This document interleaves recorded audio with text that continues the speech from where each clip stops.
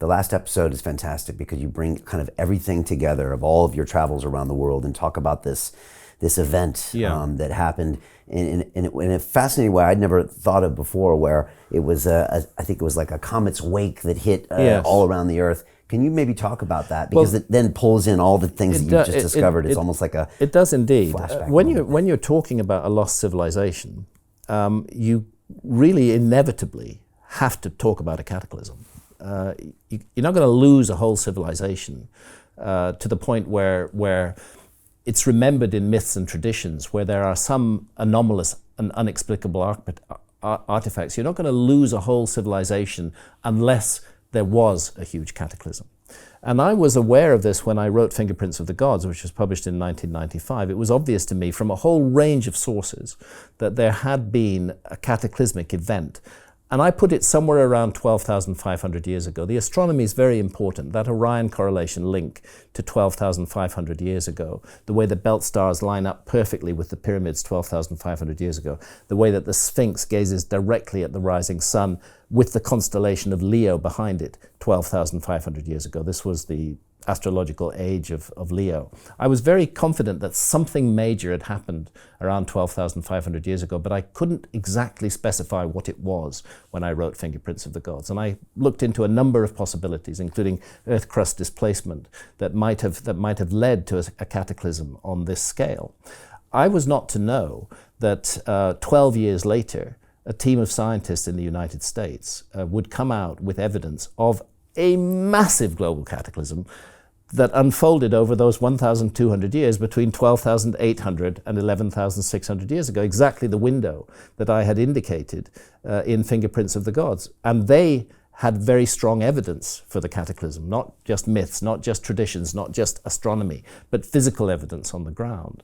And that evidence takes the form of a layer in the Earth called the Younger Dryas boundary layer, which is filled with objects that can only result from an asteroid or a comet colliding with the Earth or air bursting in the sky above the Earth. And these objects include nanodiamonds. They're created by the tremendous shock and heat of the impact. They include carbon microspherules. They include quartz that's been melted at temperatures of more than 2,000 degrees. They include iridium. They include platinum. All of these are relatively common in comets and relatively rare on the Earth. And their presence in this boundary layer speaks of a massive event which took place all over the world, not just in one spot. So it started with a team of about 60 scientists who began to put this work into the public domain from the year 2007 onwards. And then were joined by astronomers who had been aware for some time of evidence that a very large comet entered the inner solar system about 20,000 years ago. They reckon it may have been as much as 100 miles in diameter. These comets come from deep space. They come from an area called the Oort cloud or the Kuiper belt, and they're drawn in by random gravitational forces. They enter the inner solar system, and they can go on an Earth-crossing orbit. When that happens, as they go into orbit around the sun.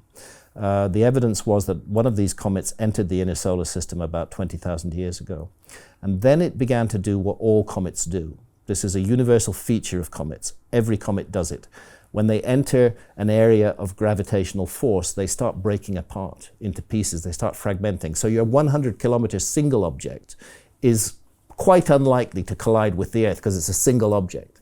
But if you start breaking that down into thousands of objects, some of which may be 1 kilometer or 2 kilometers in diameter, some of which may be just the size of your fist, if you start breaking it down into a debris stream of thousands of fragments, a stream that then spreads out and becomes very wide, suddenly you have a hazard that the Earth is crossing, in fact, twice a year, which is extremely dangerous to the Earth. And the argument is that it's the meteor stream that we call the Taurid meteor stream today.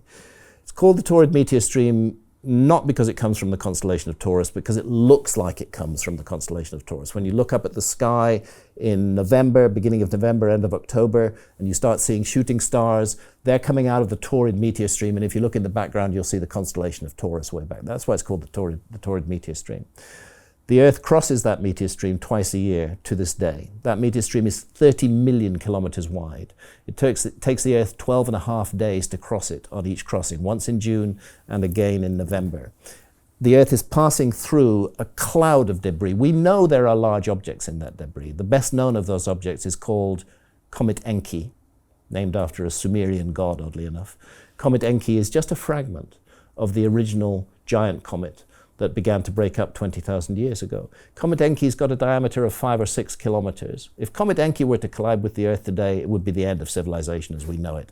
But it's just one of hundreds of objects of that size that are orbiting in the Taurid meteor stream, and which the Earth is passing through twice every year. So it's rather like crossing a gigantic sort of 8-lane highway, wearing a blindfold, and just hoping that you'll somehow get through without anything big hitting you. And here's the argument and the evidence that is presented in the Younger Dryas impact hypothesis, that comet entered the inner solar system about 20,000 years ago. It began to break up into multiple fragments. Its debris trail became wider and wider. Around 12,800 years ago, the Earth passed through a bit of that debris trail that contained large numbers of hazardous objects. They reckon that 2 or 3 of those objects were in the range of a kilometer in diameter. They hit the North American ice cap. They unleashed huge amounts of melting ice water, which went into the world ocean and changed global climate overnight. This is the beginning of the Younger Dryas, 12,800 years ago. But there were impacts all across the globe. Many of them were airbursts. Far away from North America, at Abu Huraira in Syria, there's evidence of an airburst there at exactly the same time, 12,800 years ago. It's found in that layer in the soil. An object didn't even hit the Earth. It blew up in the sky. We've had an object out of the Taurid meteor stream almost within living memory. It's quite famous. It's the Tunguska event in Siberia, in Russia. Happened on the 30th of June, 1908. That's at the peak of the Beta Taurids. Remember I said we cross the Taurid meteor stream twice a year, once in June, once in November. That object that caused the Tunguska event in 30th of June 1908 came out of the Taurid meteor stream. It's reckoned to have been about 100 meters in diameter. It wasn't big enough to reach the Earth. It exploded, massive explosion in the sky. You're looking at something like a nuclear bomb going off in the sky. It flattened 2,000 square miles of trees in Siberia. Fortunately, it was an uninhabited area. As far as we know, nobody was killed. There was massive destruction on the ground. If that had happened over a major city, the death count would have been in the millions. It was a devastating event, and it was a relatively small bit.